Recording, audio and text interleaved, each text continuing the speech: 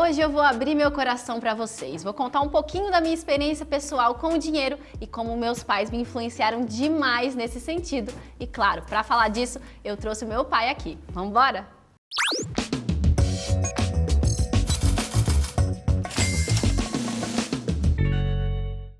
É isso, gente. Hoje vamos falar sobre o que eu aprendi com os meus pais sobre dinheiro. Mas antes da gente começar, eu queria saber de você. O que você aprendeu com os seus pais sobre dinheiro? O que eles te ensinaram sobre esse assunto? Se não foi os seus pais, os avós, alguém, alguma figura aí importante na sua vida que te orientou nesse sentido, comenta aqui embaixo. Eu quero saber o que você aprendeu, que lições você tem para passar pra gente criar uma comunidade aqui nos comentários. E claro, não deixe de curtir esse vídeo, mandar para outras pessoas aí para se inspirarem no que a gente vai conversar e não deixe também de se inscrever no canal se você não for inscrito ainda, tá certo?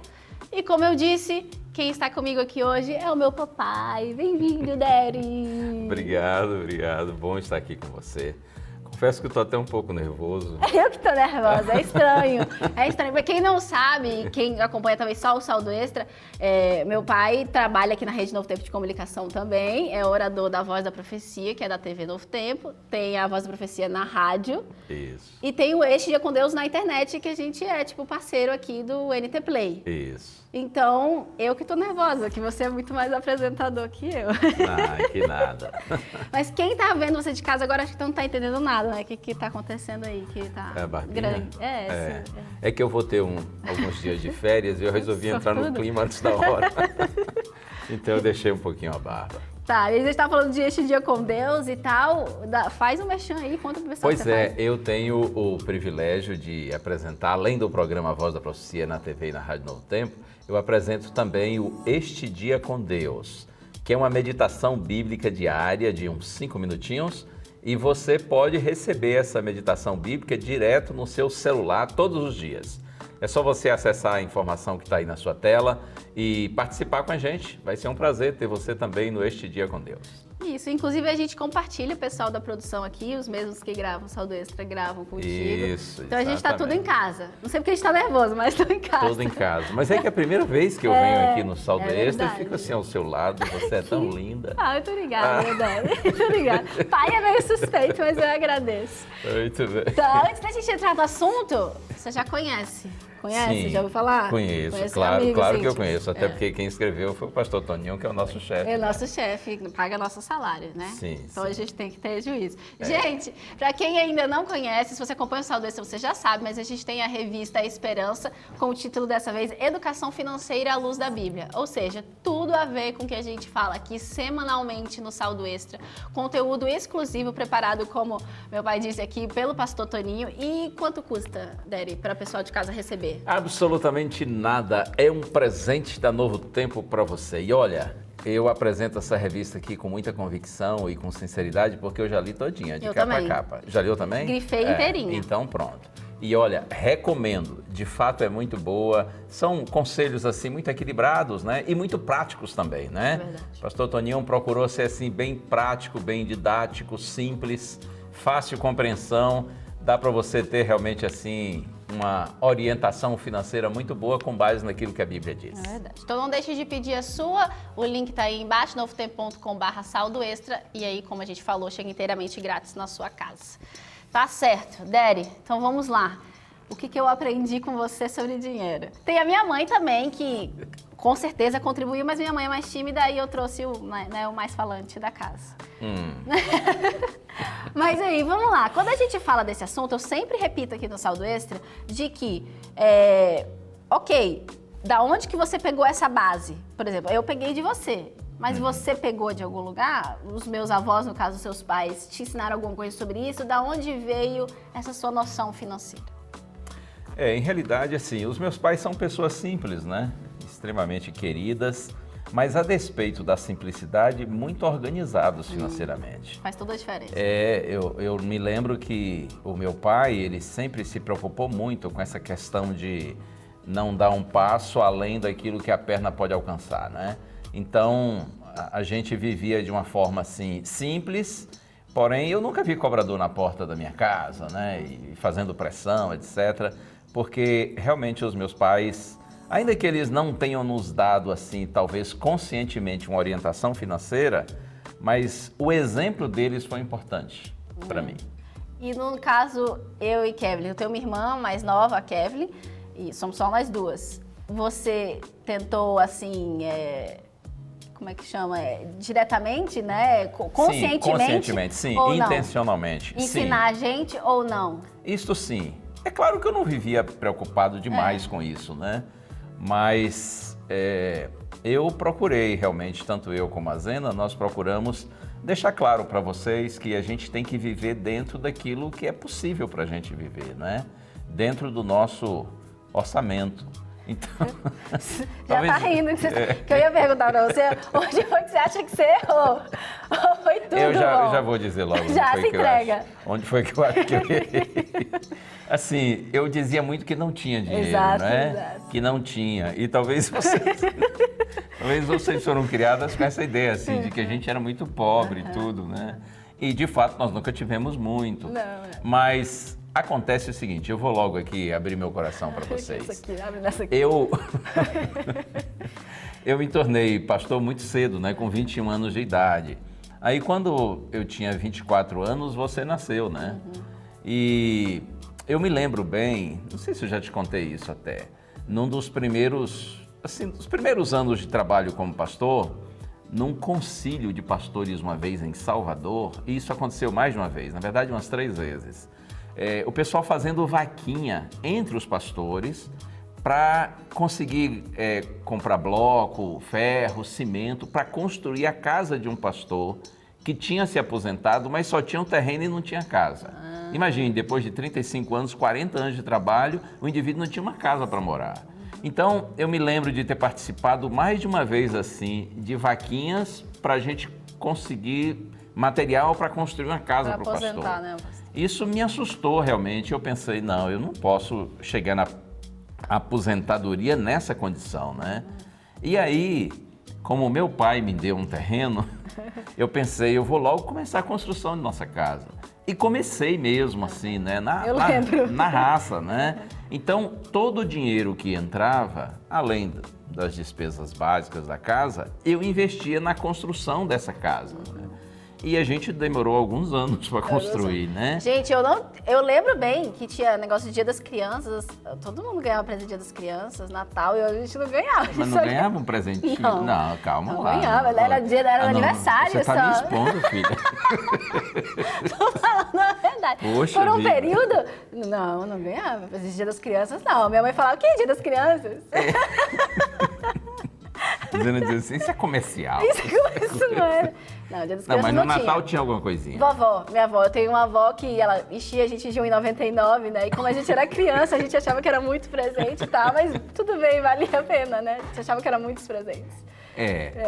A gente, assim, procurava dar também presentes úteis, né? Tipo roupa. Que era sua obrigação, mas tá bom, né, galera? O pessoal vai pensar que eu sou, assim, muito pão duro. Na Não, verdade, não, eu sempre fui muito controlado. Eu ia te defender. Eu ia te defender aqui agora. Que apesar de eu achar que realmente teve momentos que deu uma exageradinha, Sei. mas eu aprendi contigo e com a mamãe, realmente assim, que o salário, ele não deve definir nosso padrão de vida. Que inclusive é um vídeo aqui, que é um dos mais vistos do canal. Sim. No sentido de, assim, quando eu era criança, de fato, o nosso padrão de vida era bem abaixo do salário. Mas por quê? Porque toda essa diferença estava sendo investida na casa, que um dia eu espero que venha para mim. Pois é. Mas assim, É duro, né? Você vê, eu sou jovem ainda, ela já tá pensando na herança. Depois a gente conversa. Eu ia falar o seguinte, gente, aí como eu tô falando assim, o salário não define o padrão de vida. Sim. E que, ok, na infância eu percebi que realmente, apesar de eu não saber, que você não falava pra gente também. Talvez esse ponto acho que eu errei, né? Devia ter explicado um pouquinho mais. Eu não e também sabia. eu confesso, eu acho que assim, a minha preocupação em não fazer dívidas, sabe? Sempre foi muito grande. E eu acho que esse é um ponto também, assim, que eu exagerei, tanto em relação a vocês, como em relação a mim mesmo e a Zena, né? Nosso padrão de vida, eu sempre me preocupei muito com isso, de evitar dívidas, né? Então, talvez nessa preocupação exagerada, eu tenha me privado e privado a nós por um certo período, assim, de ter uma condição melhor. Mas eu ia tentar te defender até agora, eu não consegui. Mas o que eu ia falar era que o padrão de vida estava muito abaixo quando a gente era na infância, mas a gente não tinha noção, eu e Kevin, né? A gente estava criança, tudo bem. Não tinha noção de quanto era a nossa renda, de fato. Então a gente achava que era essa condição aqui. Sim. Mas que ao longo do tempo, depois que a gente entrou na adolescência, aí, principalmente na faculdade, que eu tive mais noção de qual que era o padrão de vida da família mesmo. Sim. E também você já tinha construído o patrimônio que você queria para a aposentadoria. Isso. Que as coisas se equilibraram e hoje eu vejo que você se organizou. Aí eu abri mão e você... e a grana fluiu para o seu bolso naturalmente e jorrou assim, em abundância. Longe disso, gente, não jorrou nada. Inclusive, se estiver jorrando, não tá pro meu bolso. Gostaria que tivesse. Mas eu não queria dizer que assim, que realmente eu percebi que você ensinou a gente a ter prioridade na vida. Quando a gente era criança, existia uma preocupação em ter um patrimônio no futuro. E agora que o futuro chegou, a gente realmente já pode desfrutar um pouco mais. É claro que não é assim, né? Jorrando dinheiro, mas com mais equilíbrio e com mais tranquilidade. Isso é uma coisa muito importante. Isso é verdade. Não é verdade? Sem dúvida. O que mais que você acha que você ensinou a gente assim, eu lembro? Uma coisa da minha mãe também. Minha mãe é extremamente prática. Sim. Então eu acho que... Aí não sei se você pegou isso dela também, ou foi só eu e a Kevin. Minha mãe é muito assim do custo-benefício, né? De procurar fazer as coisas se encaixarem mais do jeito mais prático e nem o mais caro, mas assim também nem o mais barato, uma coisa no meio termo. Isso. Equilíbrio, né? Eu acho que a palavra aí principal é equilíbrio em tudo. Mas você já chegou a sentar eu e a Kevin para falar sobre dinheiro? Eu não tô lembrando assim uma coisa específica. Já conversamos sobre isso. Sim. Criança? Criança. A gente tinha cofrinho, essas coisas, não me lembro. Tinha. Acho que tinha uma mesadinha. Tinha uma mesadinha. Houve um período que teve uma mesadinha. Um período curto de tempo. Isso aconteceu. Então me fala o que você acha que é mais importante, o pessoal de casa agora, né? Juntando agora tudo que você acha que você acertou e errou, talvez a nossa criação, o que você acha que é importante ensinar os filhos da gente sobre finanças? Fala para o pessoal. Bom, um ponto que eu acho assim que é fundamental é que o filho ou os filhos percebam que há coerência, não é? Entre aquilo que você fala e o que você faz. Vou dar um exemplo. Você diz que não tem dinheiro para comprar presentes, brinquedos, etc. e tal, porque vocês estão investindo, por exemplo, na construção de uma casa. Mas, de repente, o filho vê que você tem dinheiro, sim, para os seus interesses pessoais, né? Para você comprar a sua chuteira para jogar bola, da mais cara possível, né? Então, assim, eu acho que o importante é que os filhos percebam que há coerência e equilíbrio, né? Você faz o que você diz, né? Que você acredita e, além do mais, você procura viver de uma forma assim equilibrada, né? Sem excessos para um lado ou para o outro. E como eu disse, eu acho que nesse ponto errei, talvez eu fui assim um pouco exagerado na questão de conter o dinheiro, como eu disse, na preocupação de investir, né? Tem mais alguma coisa que você quer compartilhar com o pessoal de dica sobre finanças ou... Evitar dívidas, né? Eu sempre fui assim, você sabe disso. Eu fui ter cartão de crédito depois de muito tempo, né? Porque eu evitava ao máximo. Aí quando eu comecei a viajar mais, especialmente viajar de avião, pelo trabalho e às vezes também de férias, e a gente sempre gostou muito de viajar em família, né? Depois que a situação melhorou um pouco financeiramente. Então, aí eu passei a ter cartão de crédito, mas eu sempre evitei muito dívida, né? E eu sugiro isso para você também, que você tenha muito cuidado, controle, né, sobre suas finanças, porque dívida é uma coisa que mata, né? Dívida tira a paz, dívida estraga os relacionamentos, principalmente dentro de casa, né? Então, quanto mais você evitar dívidas, melhor. O ideal é ter sempre realmente uma reserva. A gente nunca gasta tudo o que ganha, você sempre diz isso, eu já ouvi você falar isso várias vezes. A gente nunca gasta tudo o que ganha, pelo contrário, a gente sempre tem uma reserva e vai investindo também em outras coisas. Agora sim, com muito cuidado para não fazer também do dinheiro a razão da vida da gente, né? Verdade. E eu posso até ler o texto bíblico? Esse é o seu momento, então, seu pastor. Então vamos lá. Eu reservei aqui esse texto que eu gosto muito, de Hebreus capítulo 13. Aqui, a partir do verso 5 diz assim: que a vida de vocês seja isenta de avareza. Avareza, o avarento é aquele que é amante do dinheiro, né? Aquele que vive em função do dinheiro, é obcecado por dinheiro. Que a vida de vocês seja isenta de avareza. Contentem-se com as coisas que vocês têm. Porque Deus disse: de maneira alguma te deixarei, nunca, jamais o abandonarei. Eu amo isso aqui, sabe? Muito bom. O que a palavra de Deus está dizendo é que a nossa segurança não está em nossas finanças, em nossos investimentos, né? Não está no dinheiro que você tem lá guardado no banco, investido, aplicado. A sua segurança está em Deus. Então a palavra de Deus diz assim: contente-se com as coisas que você tem. Agradeça a Deus por aquilo que você tem, ainda que seja pouco. E lembre-se disso: de maneira alguma te deixarei, nunca jamais te abandonarei. Nossa segurança está no Senhor e não naquilo que a gente tem. Que Deus abençoe você, para que você tenha realmente uma vida financeira assim muito equilibrada e priorize sempre o reino de Deus. Porque assim você não só vai prosperar no sentido financeiro, mas acima de tudo você vai prosperar no sentido espiritual. E nossos filhos, pensando nos filhos, né?